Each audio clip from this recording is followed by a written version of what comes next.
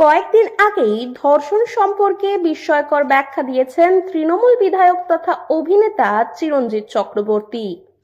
অভিনেতার কথায় ধর্ষণের সলিউশন আবার হয় নাকি, যুগ যুগ ধরে চলে আসছে, এখানেই থামেননি তিনি। ধর্ষণের কারণ হিসেবে ছোট পোশাককেও দায়ী করেছেন। এক সাক্ষাৎকারে অভিনেতা চিরঞ্জিত চক্রবর্তী তার বিতর্কিত মন্তব্য ব্যাখ্যা করতে গিয়ে বলেন, আমি তো সত্যি কথা বলেছি। যদি একজন লোককে পাওয়া যায় যে বলবে আগামী দিনে ধর্ষণ হবে না, আমি তো তাকে খুঁজছি। যদি কেউ সেই প্রতিশ্রুতি দিতে পারে, আমি তো বলবো তার ধর্ষণ হচ্ছে না। আমি খুব খুশি। এটা এই যুগে আছে, রাম সময়েও ছিল। সীতাকে তুলে নিয়ে গিয়েছিল রাবণ, করতে পারেনি ধর্ষণ। গল্পে একটু প্যাঁচে আছে, কিন্তু সীতাও অচ্ছুত হয়ে গেছে, সেটা রাম মেনে নিয়েছিল, দেশেও মেনে নিয়েছিল। এটাই সিস্টেম, এটাই চলছে, দেখতে পাচ্ছি আমি।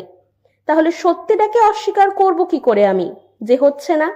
এরপর মেয়েদের পোশাক নিয়ে নিজের মন্তব্য স্পষ্ট করে অভিনেতা আরো বলেন, মেয়েরা ছোট জামা পরে রাস্তায় ঘুরবে, আমার মেয়েকে আমি যেটা পরতে দেব না, অত ছোট স্কার্ট, সেটা আমি বলেছি। মেয়েদের একটা ড্রেস কোড আছে, সেটা মেনটেন করবে। চিরঞ্জিতের এই মন্তব্যের পাল্টা সাক্ষাৎকার গ্রহণকারী বলেন, বহু ধর্ষণের ঘটনায় পোশাক ছোট ছিল না। তখন চিরঞ্জিত বলেন, শুধু ওটা একটা পয়েন্ট তো নয়, ওটা একটা ফ্যাক্টর। একটু সমঝে চলতে হবে, নিজেকে বাঁচানোর জন্য নিজেকে ব্যবস্থা করতে হবে।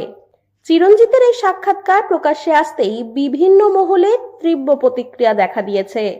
নেট মাধ্যমে ভিডিওটি দ্রুত ভাইরাল হয়েছে। কেউ বলছেন, কথাগুলো একটু ওরকম ভাবে বলা হলেও ভুল কিছু বলেননি।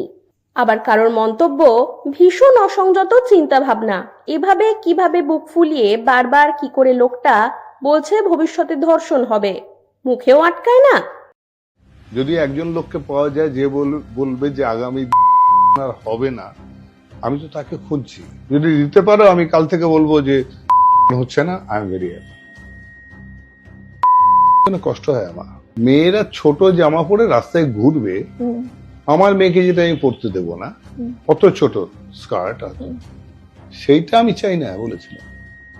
মেয়েদের প্রত্যেকের ড্রেসের সম্বন্ধে কোড একটা আছে, সেটা মেনটেন করো, ওটা একটা ফ্যাক্টর, এটাই বলেছিলাম। ওটা ফ্যাক্টর, ওটা সমঝে চলতে হবে। নিজেকে বাঁচানোর জন্য নিজেকে ব্যবস্থা করতে হবে।